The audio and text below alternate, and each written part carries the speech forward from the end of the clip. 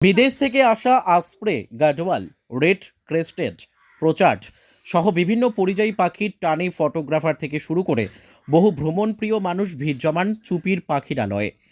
নতুন বছরের শুরুর দিনগুলিতে পর্যটকের ভিড়ে ভাসবে চুপির পাখিরালয় আশামাঝি সহ স্থানীয়দের। ইতিমধ্যেই পড়ে গিয়েছে ডিসেম্বর মাস, চলে এসেছে বেশ কিছু পরিযায়ী পাখি, কিন্তু সেই অর্থে পর্যটকের সংখ্যা কিছুটা কম। তবে যেটি মূল সমস্যা দেখা দিয়েছিল, পর্যটকদের পাখি দেখানোর ক্ষেত্রে কচুরিপানা মাঝি এবং প্রশাসন দুই পক্ষের উদ্যোগে সেই সমস্যা কেটেছে। আর স্বভাবতই মূল গঙ্গায় প্রবেশ করার জন্য যে রাস্তা, তাও তৈরি হয়েছে। পাখিও ধীরে ধীরে আসতে শুরু করেছে। তবে তারা আশাবাদী 25শে ডিসেম্বর, 1 জানুয়ারির মতন বিশেষ দিনগুলিতে অন্যান্য বারের মতনই পর্যটক ভিড় করবে পূর্ব বর্ধমান জেলার পূর্বস্থলীর চুপির পাখিরালয়ে।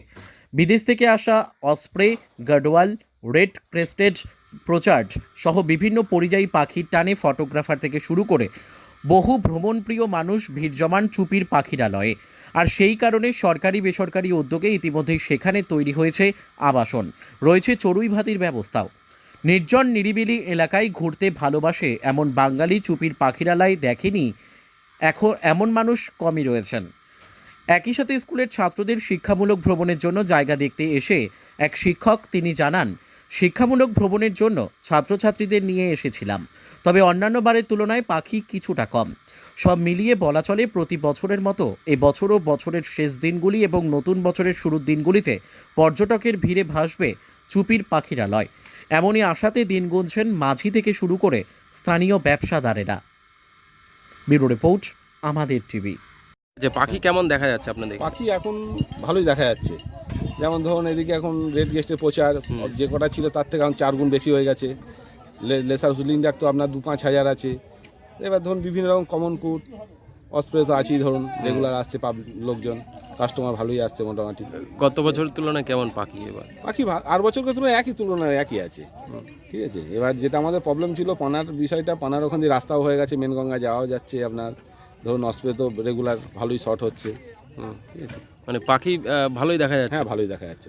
আচ্ছা, আর বাইরের পর্যটক? বাইরের পর্যটক ভালোই আসছে, মানে প্রতিদিনই আসছে? হ্যাঁ, প্রতিদিনই আসছে। কি নাম আপনার? আমার নাম রঞ্জিত দাস। থেকে এসেছেন? আমরা সাতগেছি আর পাশের মন্ডলগ্রাম থেকে এসেছি।